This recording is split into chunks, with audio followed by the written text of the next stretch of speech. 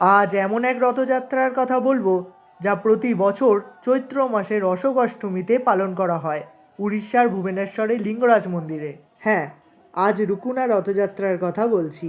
প্রায় 1000 বছরেরও পুরনো এই রথযাত্রা। অনেকে এই রথযাত্রাকে পাপ বিনাশকারী রথযাত্রাও বলে। আর এই রথে করে চন্দ্রশেখর লিঙ্গরাজ মন্দির থেকে বেরিয়ে রামেশ্বর মন্দির অবধি যায়। আর সাথে থাকে দেবী রুকুনা এবং অনন্ত বাসুদেব। একই রথে চন্দ্রশেখর এবং অনন্ত বাসুদেব। এ যেন এক হরিহর সংস্কৃতি। আর সাথে মা মহামায়া। আর এই রথটা কেন হয় জানো? চলো গল্পটা তোমাদের বলি। ভগবান রাম রাবণ হত্যা করে লঙ্কা বিজয় করে ফিরছিলেন অযোধ্যা।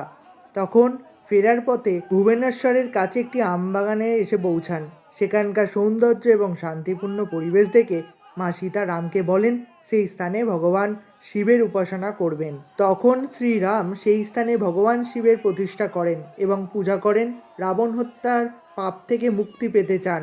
ভগবান শিব পূজাতে সন্তুষ্ট হয়ে শ্রীরামকে পাপনাশ করেন এবং প্রতি বছর অশোক অষ্টমীতে আসবে বলে প্রতিশ্রুতি দেন। আর সেই থেকেই এই রথযাত্রা হয়ে আসছে। চলো এবার রথের বিবরণ দিই। এই রথ আম কাঠ দিয়ে তৈরি করা হয়। রথের 4টি চাকা, 2টি সূর্য, 2টি চন্দ্র। ডান দিকে সূর্য, বাম দিকে চন্দ্র। রথের রক্ষাকর্তা দোলগোবিন্দ। রথের পতাকা স্বর্গ এবং মোক্ষ, সিংহাসন মন্দ। রথের সারথি স্বয়ং ব্রহ্মা। 4টি ঘোড়া আছে, ঋক, শাম, যজু, অথর্ব। পার্শ্ব দেবতা সূর্য, ইন্দ্র, ঈশান, কার্তিকেয়, বরুণ, পার্বতী, বায়ু, কুবের, গণেশ, অগ্নি এবং যম। এই রথের সম্বন্ধে জেনে তোমাদের কেমন লাগলো কমেন্টে জানিও। ভালো লাগলে লাইক করে শেয়ার করে দিও যাতে সকলে জানতে পারে। ও আরও একটি বিষয়, প্রতি বছরের ন্যায় এবছরও রুকুনা রথযাত্রা পালন করা হচ্ছে আজকের দিনে, অর্থাৎ 26শে মার্চ 2026।